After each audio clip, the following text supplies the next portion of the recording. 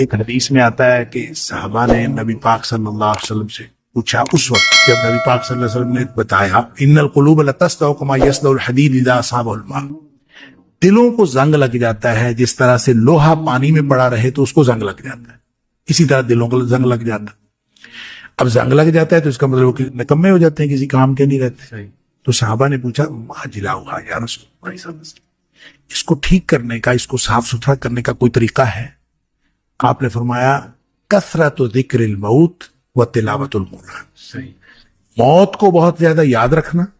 اور قرآن پاک کی تلاوت کرنا، یہ دو چیزیں ایسی ہیں جو دلوں کا زنگ اتار۔ کہ یہ جو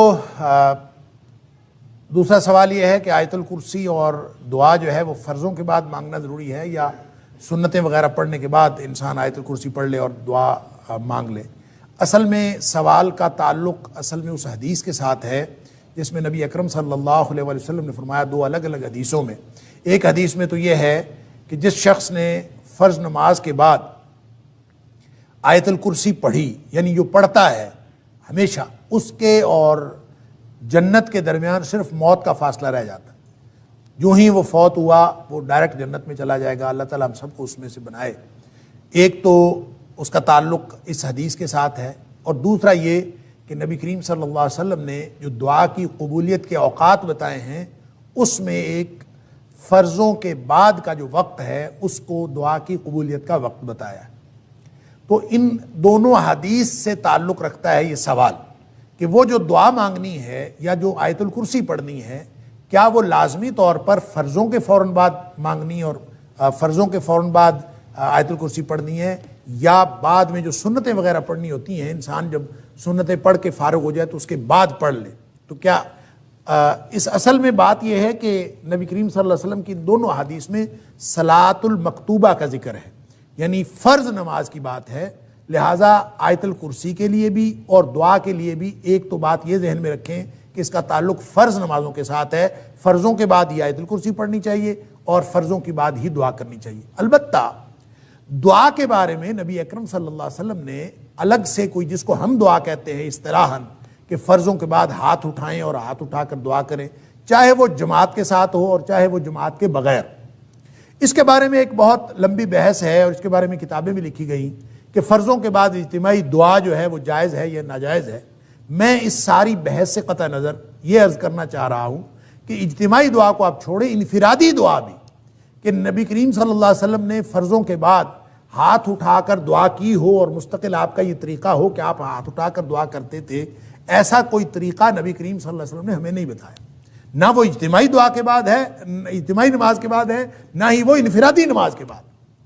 اور پھر جب نبی کریم صلی اللہ علیہ وسلم یہ فرما رہے ہیں کہ جو دوبر کل صلات، ہر نماز کا جو آخر ہے اس کے پیچھے جو ہے وہ نماز کے دعا کی قبولیت کا وقت ہے، تو یہ کیسے ہو سکتا ہے کہ نبی کریم صلی اللہ علیہ وسلم ایک بات ارشاد فرمائیں کہ وہ دعا کی قبولیت کا وقت ہے اور خود نبی کریم صلی اللہ علیہ وسلم سے ایسا کوئی عمل وہ موجود ہی نہیں ہے کسی صحیح حدیث میں کہ نبی کریم صلی اللہ علیہ وسلم ہر نماز کے بعد دعا مانگتے ہوں، ایسا کچھ نہیں ہے۔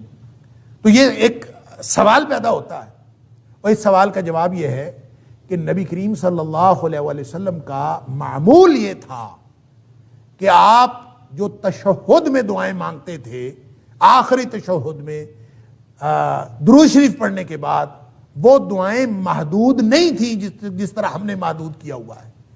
کہ ہم ایک دعا پڑھ لیتے ہیں یا دو دعائیں پڑھ لیتے ہیں اور ہم سمجھتے ہیں بس نماز میں اتنی دعائیں پڑھنی، اس کے بعد دعائیں نہیں پڑھنی۔ وہ جو دوبر کل صلات ہے، یہ بھی اصل میں نماز کا آخر ہے، اور وہاں پہ جو دعا کی جاتی ہے وہ دعائیں مراد ہیں کہ جتنی بھی آپ وہاں دعائیں کریں گے وہ اللہ کے ہاں قبول کے درجے کو پہنچتی ہیں، یہ وعدہ ہے۔ لہذا اس کا مطلب لازماً سلام پھیرنے کے بعد نہیں ہے، سلام پھیرنے سے پہلے کی دعائیں، یا پھر وہ دعائیں نبی کریم صلی اللہ علیہ وسلم کا جو معمول تھیں، جو نبی پاک صلی اللہ علیہ وسلم ہر نماز کے بعد مانگتے تھے، جو صبح و شام کے خاص طور پر جو اذکار ہیں، اور باقی جو دعائیں ہیں جو نماز کے بعد نبی کریم صلی اللہ علیہ وسلم کو معمول تھا، اور یہ نماز کی کتابوں میں، حدیث کی کتابیں موجود ہیں، آپ ان کو دعاؤں کو یاد کر لیں۔ اصل میں اس سے مراد وہ دعائیں ہیں جو نبی کریم صلی اللہ علیہ وسلم تسلسل سے اور ہمیشہ معمول کے مطابق مانگتے تھے۔ اس میں سے 4-5 دعائیں تو ایسی ہیں جو تشہد میں نبی کریم صلی اللہ علیہ وسلم کبھی قضا نہیں کرتے، ہمیشہ پڑھتے تھے، اور باقی اس کے علاوہ جو دعائیں ہیں وہ آپ اگر پڑھ لیں تو وہ بھی ٹھیک ہے، وہ بھی اسی کے اندر آئے گا۔ اور اگر آپ اس وقت دعائیں نہیں کرنا چاہتے، اس وقت 2-3 دعاؤں پہ اکتفا کرتے ہیں اور بعد میں دعا مانگنا چاہتے ہیں تو مانگ لیں۔ نبی کریم صلی اللہ علیہ وسلم کے فرمان کا مطلب بہرحال یہ ہے کہ فرض نماز کے بعد دعا کی قبولیت کا وقت ہے، آپ اگر اس میں سے کوئی طریقہ اپنا لیں، چاہے انفرادی طور پر آپ بیٹھ کے بغیر ہاتھ اٹھائے دعا کریں وہ بھی درست ہوگا، اگر آپ ہاتھ اٹھا کے دعا کر لیں وہ بھی درست ہوگا، اگر آپ کبھی اجتماعی طور پر ہاتھ اٹھا لیں، کسی نے کہہ دیا کہ دعا کر لیں تو اس میں بھی کوئی حرج نہیں ہے، کیونکہ ان میں سے کوئی بھی طریقہ نبی اکرم صلی اللہ علیہ وسلم نے خاص نہیں فرمایا۔ البتہ خاص معمول نبی کریم صلی اللہ علیہ وسلم کا وہی ہے جو عام معمول تھا، اس کو اپنانا ضروری ہے۔ اس کے علاوہ اگر کوئی شخص دعا کرنا چاہتا ہے وہ کسی بھی طرح دعا کبھی کر لے تو اس میں کوئی حرج نہیں ہے، لیکن اس کو نبی کریم صلی اللہ علیہ وسلم کا مسنون طریقہ سمجھ کے نہ کرے، اس لیے کہ سنت ثابت ہوتی ہے حدیث صحیح سے۔ حدیث صحیح نہ ہو اور صحیح حدیث سے نبی کریم صلی اللہ علیہ وسلم کا عمل ثابت نہ ہو تو اس سے سنت ثابت نہیں ہوتی۔ لہٰذا جو ہماری بہن نے سوال کیا ہے اس کا جواب یہ ہے کہ جو دعا مانگنی ہے وہ چاہے آپ تشہد میں مانگیں سلام پھیرنے سے پہلے، چاہے اس کے بعد مانگیں، اور چاہے آپ ہاتھ اٹھا کے مانگیں، چاہے ہاتھ اٹھائے بغیر مانگیں، لیکن بہرحال یہ جو دعا کی قبولیت کا وقت ہے یا آیت الکرسی پڑھنے کا وقت ہے یہ فرضوں کے بعد کا ہے، جو قبولیت کا وقت بتایا گیا ہے یہ سنتوں کے بعد کا نہیں ہے۔ بہرحال دعا تو کسی بھی وقت مانگی جا سکتی ہے۔ اللہ تعالی ہم سب کو درست طرز عمل کی توفیق عطا فرمائے۔ واللہ اعلم بالصواب۔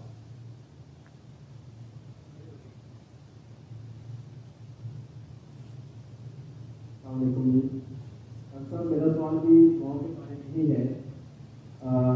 سنت میں کہا جاتا ہے کہ سجدے میں انسان جو ہے وہ اللہ تعالیٰ کے سب سے زیادہ قریب ہوتا ہے، اور اگر ہم کیا نماز کے دوران ہم سجدے میں دعا مانگ سکتے ہیں، یا جو مضمون دعائیں عربی میں ہمیں سمجھائی گئی ہیں یا سکھائی گئی ہیں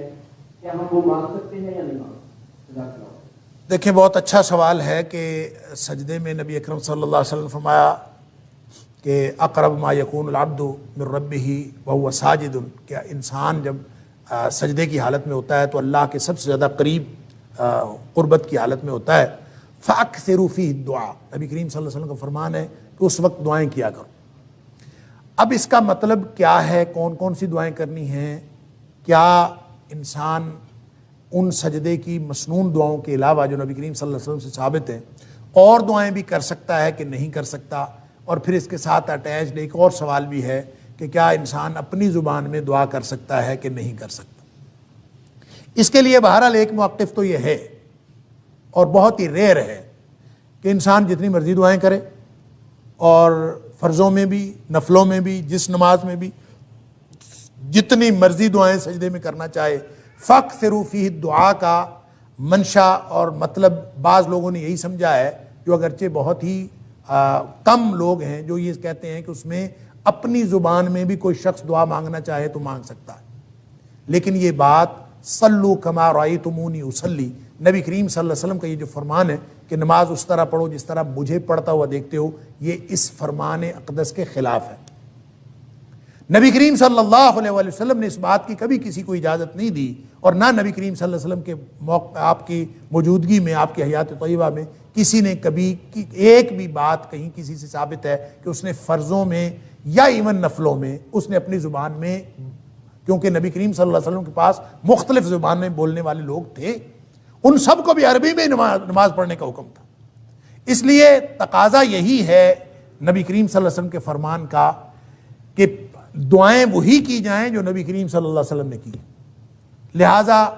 اس میں مختلف جو لوگوں کے موقف ہیں، اگرچہ میں نے عرض کیا کہ لوگ تو اس بات کے بھی قائل ہیں کہ نماز کوئی چھوئی موئی نہیں ہے۔ میں ایک عالم کی بات سن رہا تھا، اس نے کہا کہ نماز کوئی چھوئی موئی نہیں ہے کہ بس ایسے ہی پڑھنی ہے جیسے نبی کریم صلی اللہ علیہ وسلم پڑھی، جیسے مرضی پڑھیں اس میں جتنی مرضی دعائیں کریں۔ یہ بات درست نہیں ہے، اس لیے کہ صلو کما رأیتمونی اصلی، ایگزیکٹ وہ عمل ہوگا، وگرنہ تو پھر صلو صلاۃ کے معنی تو 22 معنی لغت کے اندر آتے ہیں۔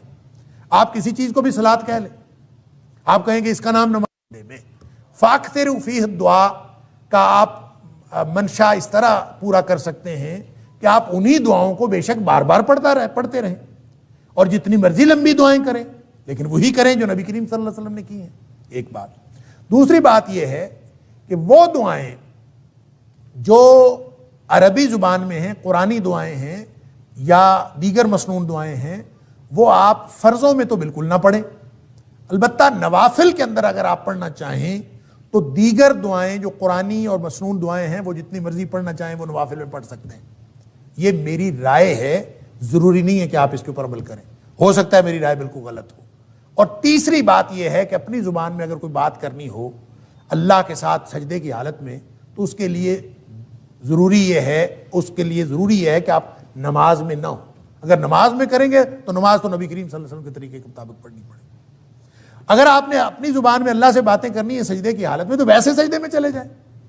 آپ تہجد پڑھیں اور تہجد پڑھنے کے بعد سلام پھیرنے کے بعد آپ نے دعائیں کرنی ہے دیگر اپنی زبان میں، آپ حالت سجدے میں چلے جائیں اور سجدے میں جا کے جتنی مرضی دعائیں کریں. اور وَهُوَ ساجدٌ، وہ آپ اس کیفیت میں ہیں، سجدے کی حالت میں ہیں اور اللہ سے اس کیفیت میں یہ اسی طرح سے ہے جیسے ہاتھ اٹھا کے اللہ کے رسول صلی اللہ علیہ وسلم فرمایا کہ جو شخص ہاتھ اٹھا کے دعا کرتا ہے اللہ تعالیٰ فرماتے ہیں کہ مجھے شرمندگی محسوس ہوتی ہے کہ میں اس کو محروم کروں جو دعا وہ ہاتھ اٹھا کے مانگ رہا ہوتا ہے. اسی طرح سجدے کی حالت میں تو آپ وہ حالت پوری کر لیں، سجدے میں چلے جائیں اور سجدے میں جا کے جتنی مرضی دعائیں کریں. لہذا 3 کیفیات ہو گئیں. فرض کے اندر صرف وہ مسنون دعائیں جو نبی کریم صلی اللہ علیہ وسلم سجدے اور رکوع میں کرتے تھے وہی پڑھی جائیں. نوافل کے اندر دیگر مسنون دعائیں اور قرآنی دعائیں بھی پڑھی جا سکتی ہیں. اور اگر اپنی زبان میں دعائیں کرنی ہوں تو اس کے لیے آپ ویسے بغیر نماز کے حالت سجدہ میں چلے جائیں اور دعائیں کریں. یہ 3 کیفیات ہو سکتی ہیں. اور اگر آپ سمجھتے ہیں کہ اس طرح بھی دعا نہیں کرنی، کوئی اور طریقہ آپ سمجھتے ہیں تو کر لیں. نبی کریم صلی اللہ علیہ وسلم سے وہ مسنون دعائیں جو منقول ہیں اس کے علاوہ کوئی دعائیں پڑھنا سجدے کی حالت میں کسی صحیح حدیث میں میرے علم میں نہیں ہے، اور نہ ہی یہ کہ آپ نے کسی کو اجازت دی ہو. لہٰذا آپ یہ کر سکتے ہیں کہ فرضوں میں تو کوئی اور دعا نہ پڑھیں، نفلوں میں دیگر دعائیں مسنون پڑھ سکتے ہیں اور بغیر نوافل، بغیر فرائض کے، بغیر نماز کے ویسے سجدے میں جا کے اپنی زبان میں کر سکتے ہیں. نماز میں اپنی زبان میں نہیں پڑھ سکتے. واللہ اعلم بالصواب.